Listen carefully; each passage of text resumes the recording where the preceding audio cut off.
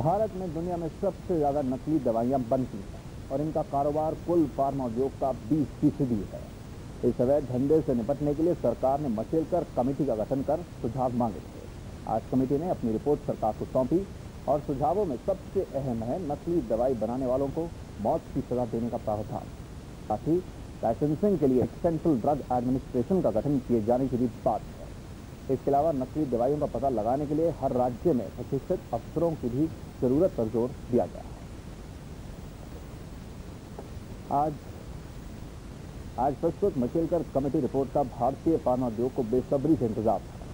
नकली दवाइयों के उत्पादन से घरेलू फार्मा उद्योग को लगभग 4,000 करोड़ रुपयों का घाटा होता है। ये नहीं, हाल में कई देशों ने भारत से दवाई आयात करने पर भी रोक लगाने और कदम उठाए जाने की मांग की थी।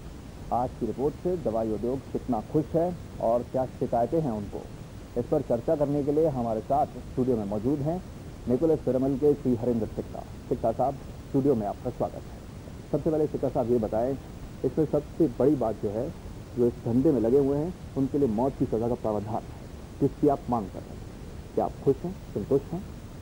कि हम कई सालों से इस जंग को लड़ रहे हैं और हमने शुरू से ये बात कही है कि इस पर ज़ीरो टॉलरेंस होनी चाहिए। और जो हमने डिमांड्स मचेलकर कमेटी से की थी, हमें बहुत खुशी है कि वो सारी बातें मान ली गई हैं। हमें उम्मीद है कि अब ये जो रिपोर्ट है इसको हेल्थ मिनिस्ट्री के थ्रू जल्दी से इम्प्लीमेंट किया जाएगा। सुषमा स्वराज जी ने भी बात की थी कि जो इस धंधे में लगे हुए हैं उन्हें मौत की सजा दी जानी चाहिए। आप भी पिछले लगभग 3 साल से इसके बारे में लिखते आ रहे हैं और काफ़ी जोर शोर से आप इस मुद्दे को उठा रहे हैं। हमने देखा है इस रिपोर्ट में यही कहा गया है कि एक तो लाइसेंस कैंसिल कर दिया जाए, साथ ही साथ जो इस धंधे में लगे हुए हैं उनको 3 गुना इसकी पेनल्टी लगाई जाए जितना उनसे बरामद किया जाता है। साथ ही साथ जो एक ओवरऑल सेंट्रल ड्रग एडमिनिस्ट्रेशन के गठन की भी बात की गई है। तो जो सारे सुझाव हैं, आप उनको लेकर क्या आप स्वागत करते हैं उन सभी का? देखिए, आज तक तो जो हो रहा था उसमें अगर हम किसी को पकड़वाते हैं या आईपी की मदद से, जैसे हमने टास्क फोर्स गठन की थी, तो वो अगले दिन वो बेल से बाहर आ जाता था, लेकिन कोई डिटरेंट नहीं था। अभी इस डिटरेंट के आने की वजह से पुलिसिंग थोड़ा आसान हो जाएगी। देयर विल बी लॉ, एक कानून होगा जिसका एक डर खौफ पैदा किया जा सकेगा इन लोगों के ऊपर। दूसरा बहुत ज़रूरी था कि विदेशों में हमारी जो ख्याति को नुकसान पहुंच रहा है, इंडियन इंडस्ट्री को जो नुकसान सहना पड़ा था, एम्बेरसमेंट समझ आ रही थी, उससे हम बच सकेंगे। जो कानून, जो रिकमेंडेशन मुझे बताया गया है मचेलकर कमेटी ला रही है, वो पूरे संसार में सबसे कठिन है, सबसे मजबूत है। तो इसको अगर हम इंडिया में पार्लियामेंट के थ्रू लेके आते हैं तो ये एक मैसेज जाएगा पूरे वर्ल्ड को कि इंडिया इसके ऊपर में बहुत जल्दी से कार्रवाई कर रही है। साथ में कुछ स्पेशल ट्रेन्ड ऑफिसर्स को भी नियुक्त किया जाएगा जो इस काम में नज़र रखेंगे कि आखिर चल क्या रहा है, जिनकी अभी संख्या हमने देखा बहुत ही कम थी। तो आप ये बताएं हमें, विदेशों में भी हमने देखा है कुछ देशों ने इस पर आपत्ति जताई है। आपको क्या लगता है ये इम्प्लीमेंट आखिर हो पाएगी? कहीं इस पर तो कुछ आपको डाउट नहीं है? कुछ सवाल मन में, कुछ लगता है कि पता नहीं क्या हो? सुझाव निश्चित ही अच्छे हैं, पर आखिर होगा क्या?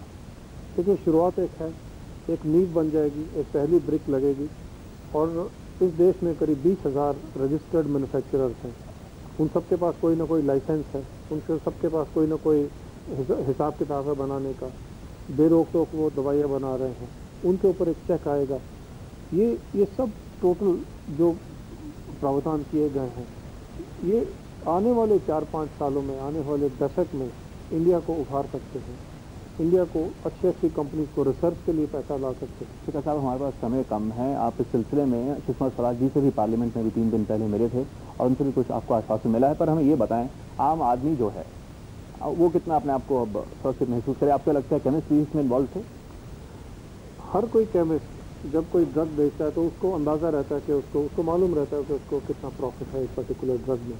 तो केमिस्ट को हमेशा इस चीज़ का गुमान, इस चीज़ का आइडिया रहता है कि वो कितना पैसा कमा रहा है। जो सुषमा स्वराज जी ने कहा है वो सिर्फ ये है कि वो डेथ पेनल्टी का उनका ड्राफ्ट बिल रेडी है और अभी मचेलकर कमेटी की रिपोर्ट के साथ में मिलकर ये ड्राफ्ट पार्लियामेंट में कभी भी आ जाना चाहिए और इसका जनता को फ़ायदा ही है। चलिए, हम उम्मीद करते हैं जनता को भी फ़ायदा होगा, साथ साथ फार्मा उद्योग भी राहत की सांस लेगा। सिक्का साहब, आप स्टूडियो में आए, आपने हमसे बातचीत की, जानकारी दी, आपका शुक्रिया।